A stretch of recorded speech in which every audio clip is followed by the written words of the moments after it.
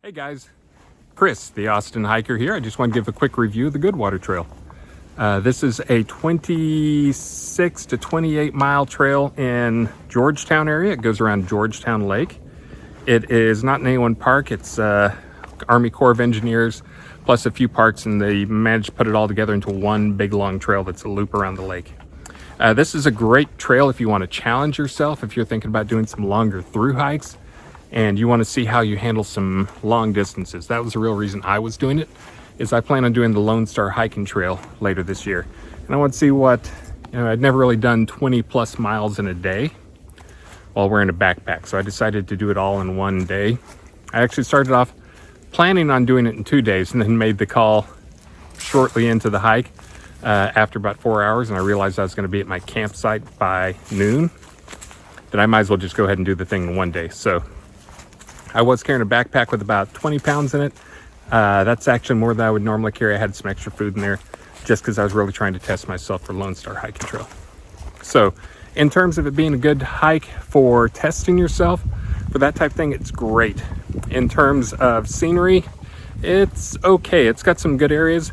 The spring area just west of the Cedar Breaks Park is amazing. That's about 2 miles west of Cedar Breaks, and it's a freshwater spring that feeds in. It's got a giant moss growth, some cool waterfall stuff, very neat. That's probably the highlight visually. There's some views over the lake that are decent. The lake's super low right now though, so hard to judge. And other than that, not a ton of beauty out there. I mean, it's kind of, you're walking in nature, but a lot of it's just on what feels like almost a dirt road. There's a couple miles on actual roads. More on that in a minute.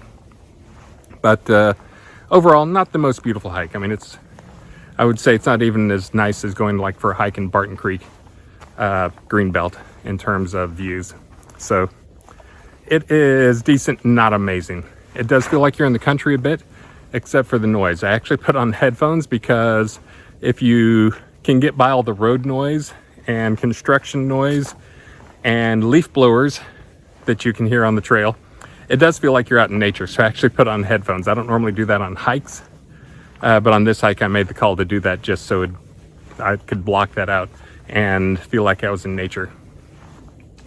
So in terms of how to do it, there are two main camps. One camp is do it clockwise. With that you get the most rocky part, but also the kind of the prettiest part out of the way early on. And then you end up at the end of the day on the road part. I was getting there early.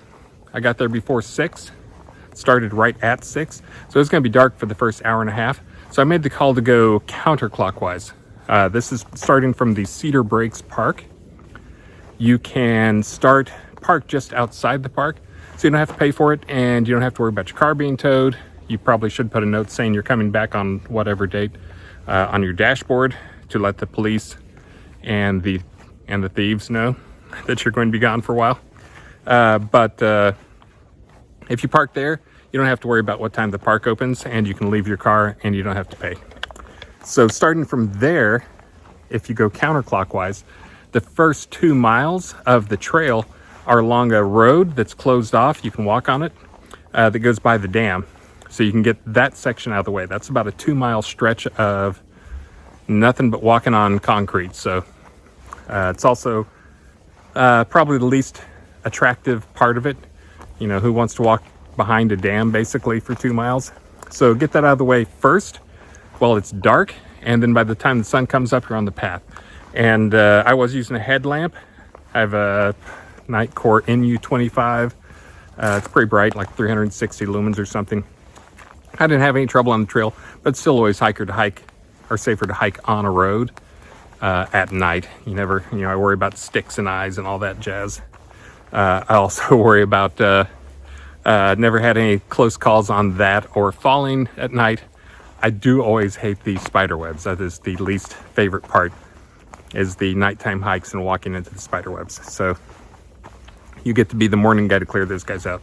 But if you do it counterclockwise, you get that boring part out of the way early, and then you finish on the rocks. By the time you get to those rocks, though, your feet will be bloody messes. It wasn't bloody, but your feet will feel like they've been beaten with a hammer all day. At least mine did.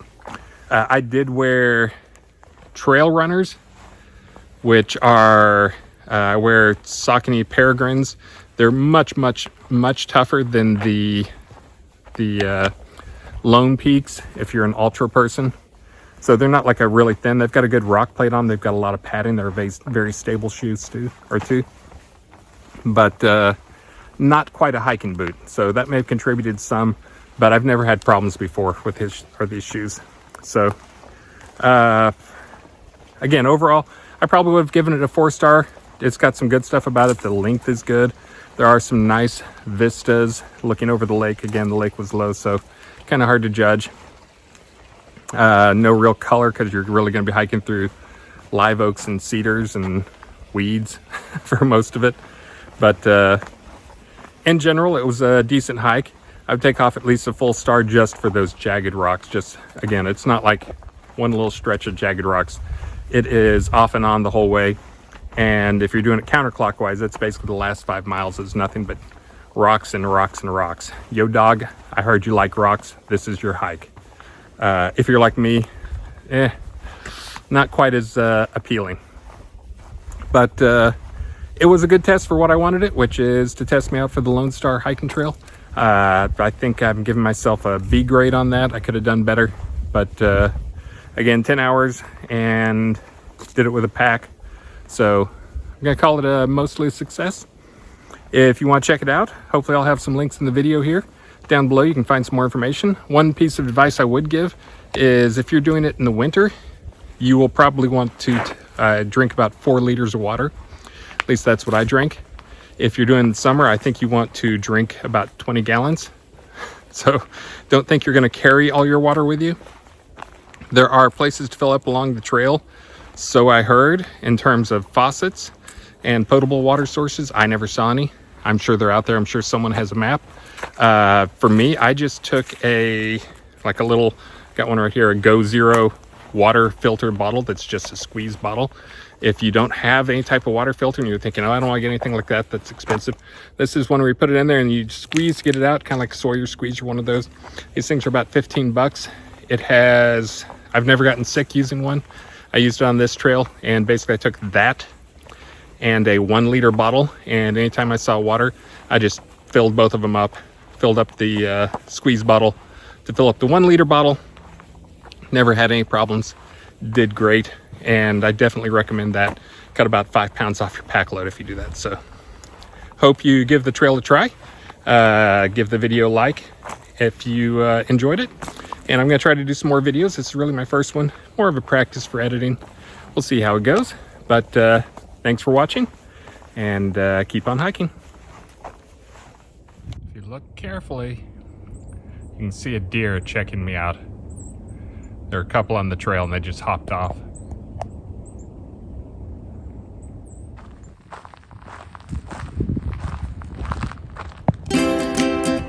Bye, deer.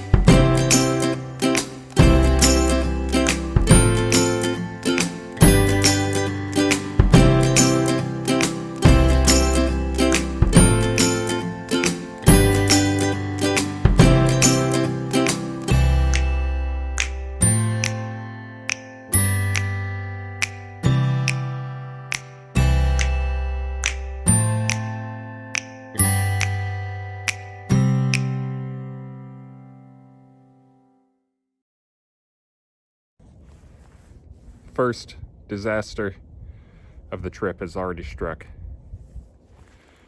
I'm using a potty because this is one of the last ones before you really get on the trail. This is some type of park area. I don't know why. I could have just gone in the woods. Nobody's out here, completely pitch black outside. But the first disaster was I used the bathroom. I had to take my gloves off. Just used a stand-up urinal, used the bathroom, flushed it. Was standing there, went to zip up my pants. Was holding my gloves under my elbow, and one of my gloves fell into the urinal. I'd already flushed. That's the good news. It did get a little damp. It's kind of gross. I kind of need my gloves though. I went and washed it out in the sink. It's polar fleece. It'll probably dry off pretty well. But anyways, first disaster. If that's the worst that happens on the trip, I'm okay with it.